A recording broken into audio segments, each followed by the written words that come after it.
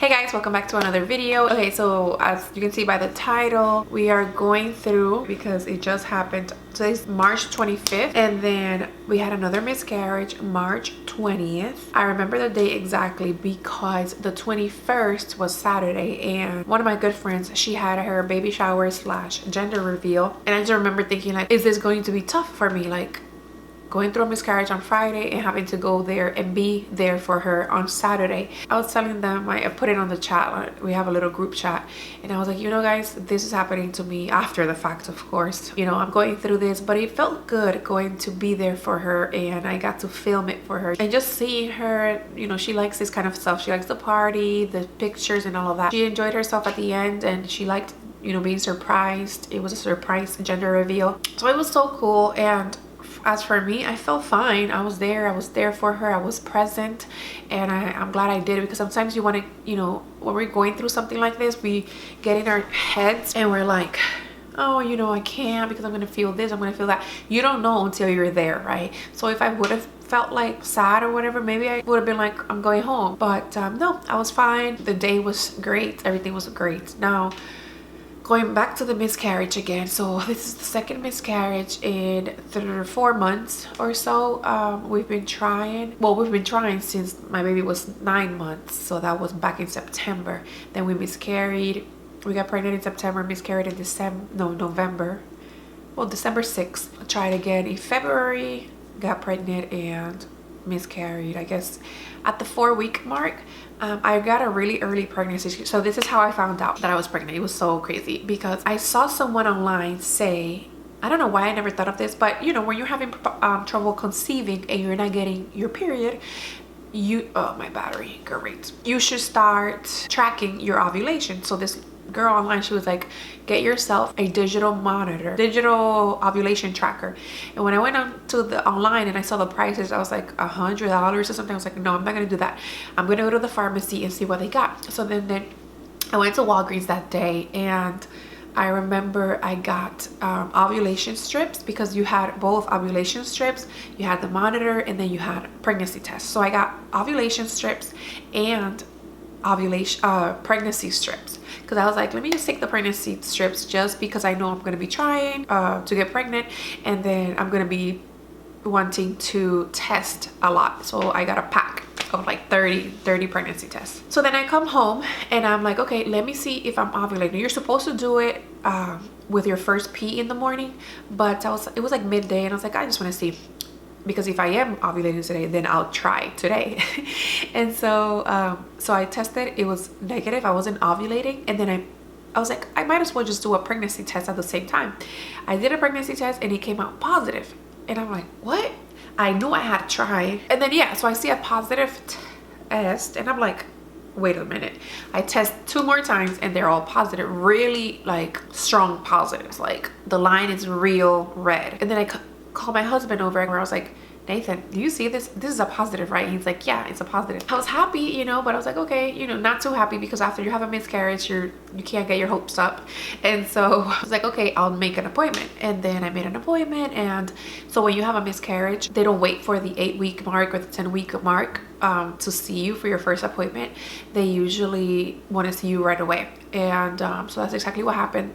I think that was like a Friday, and she was like, oh, can you come in on Monday at 8:30? I was like, yeah, I can be there.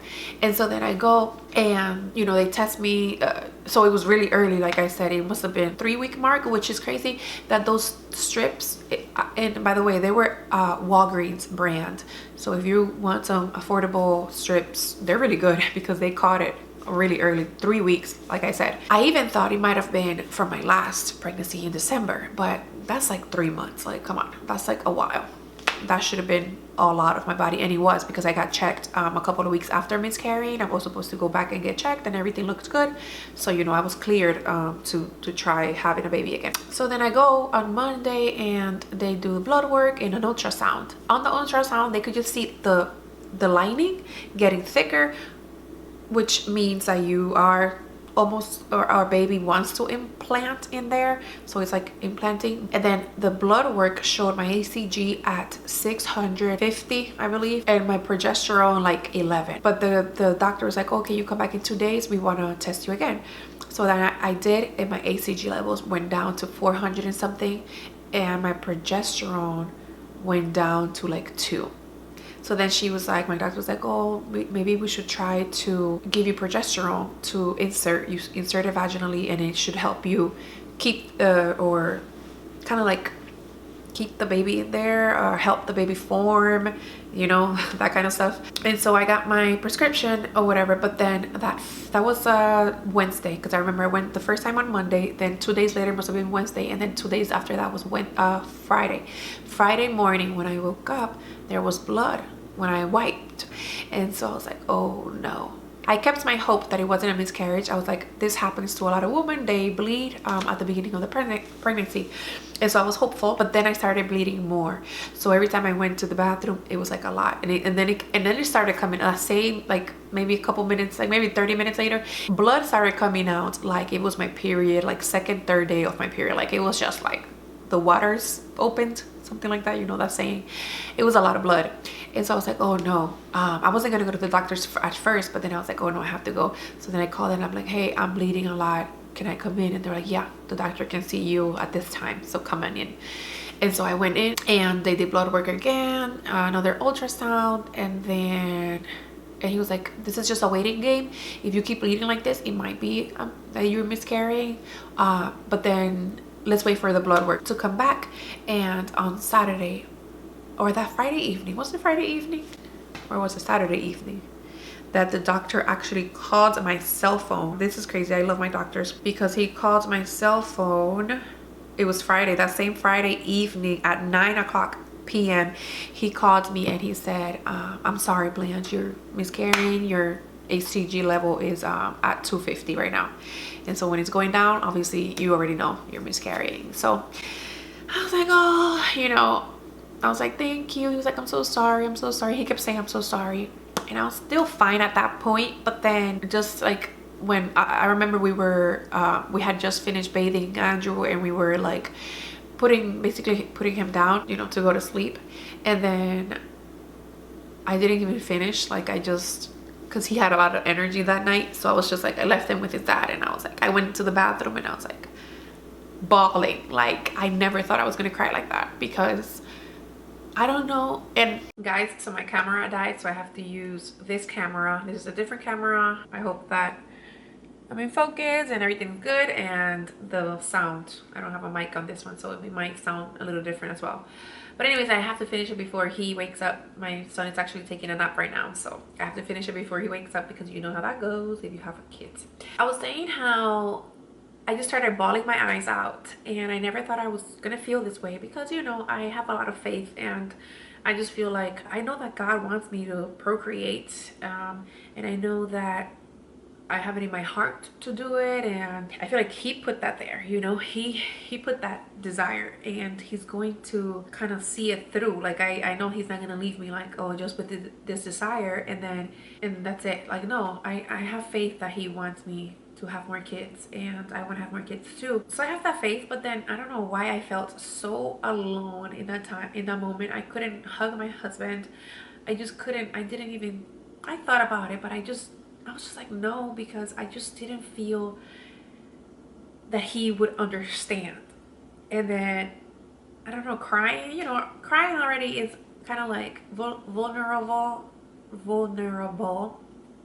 and I don't mind crying in front of him that much, but then the way I was crying, it was like, I felt like when my grandma died, like it was just like so painful. And oh, and I was gonna say I haven't been through something this painful in a long time, but I just remember my grandma's death was so painful, and that's what I could compare it to. Like it was like somebody obviously died, my baby, or no, it didn't die, because I wasn't even pregnant, I guess. I don't know.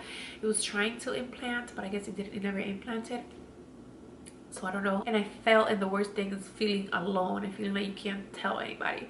And then my sister that night, you know, my sister's the first person that I always call when I feel some kind of way.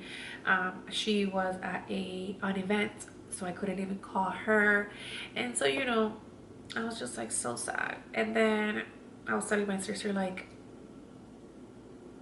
not having anybody else aside from her and my husband, obviously, to be there emotionally for me. Like, that's sad, you know. Guys, so this is a little bit later, but I wanted to mention that I've never wanted something this bad. And then I was kind of thinking about it and I was like, it's kind of funny. The only other thing that I wanted this bad was getting out of the hood.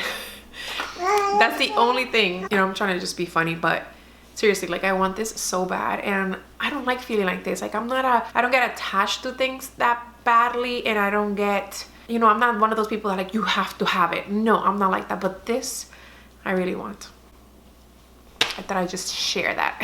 So obviously I'm still hopeful, I'm still prayerful, I'm praying really hard every day for that. And I always say, you know, if God, if this is your will, let it happen. And I know it is, and it will. And I heard a lot of stories online where the third time is when it actually sticks. And so a lot of women have had that experience where you have like 2 miscarriages and then the third one sticks, or the 4th one. And so I am hopeful. Or you have a miscarriage and then or a couple miscarriages and then you have twins, or you have a couple miscarriages and then you have 2 back-to-back pregnancies. Like, anything can happen, and that's life. That's I feel like the unknown is the scary part, but I feel like it'll happen whenever it's time. And so for now, one of my good friends is getting married in August, and so I was like, you know what, it's March, about to be April, I should just get in the best shape of my life, like I've always wanted, at least for 4 months. Get real healthy, you know, lose, I'm like 10 pounds overweight. So I was thinking maybe I could just focus on that. We're moving and we're gonna be closer to like a park, and it's like more walkable over there where we're gonna be. So I was thinking, you know, just waking up every day and going to the park. I could jump rope. I got a jump rope that I told you guys about, and I was thinking I could go to the park, jump rope while the baby's like playing around or whatever. And jumping rope, by the way, is like one of the best ways to burn fat, to burn calories, and then por ende you burn fat. So I was thinking like that, and just get in the best shape, eat healthy, keep eating healthy. I don't really eat that unhealthy anymore. And yeah, and enjoy the summer, spring and summer, enjoy the spring and summer, and then get pregnant or try again at the end of August, beginning of September. And then that's that. And the dream of having 2 under 2 is gone, but it's okay. Oh, and yeah, we're gonna have a gym at the new place. I don't know if I mentioned that. So going to the gym at least 3-4 times a week, and that sounds like a plan. So that's the update. I'm moving next week, the 31st. You're probably gonna see this after, but anyway, I'll be, I guess, showing you guys in the vlogs what's going on with that, like how everything goes down. And you know, yeah, I got things to look forward to. Like I said, moving, it's already a thing of its own. And you know what, thinking about it, like, I feel like God probably is saving me from a lot of pain. Pain in the sense, like, you know how some women get really sick when they're pregnant, like the first trimester. And I have moving coming up, and yeah, that's basically it, just moving. And I have a 1-year-old, 15-month-old. So it's like, maybe you don't want to do that right now, Blanche. Maybe you don't. So anyway, thank you, Jesus. Thank you for all of the heartache, but at the same time, protection, because that's God. That's God. That's what God does for us. He protects us at the same time. And although we think it, or although it feels painful, and you know, whatever the uncertainty, he's protecting us from something always. I'm also thankful for you guys for listening to my story, I guess. And don't forget to subscribe if you want to see more of my TTC journey later on, unless I change my mind. And yeah, just moving and all the things that are coming up. So anyways, thank you for watching, and I hope you guys enjoyed, and I'll see you in the next one. Bye.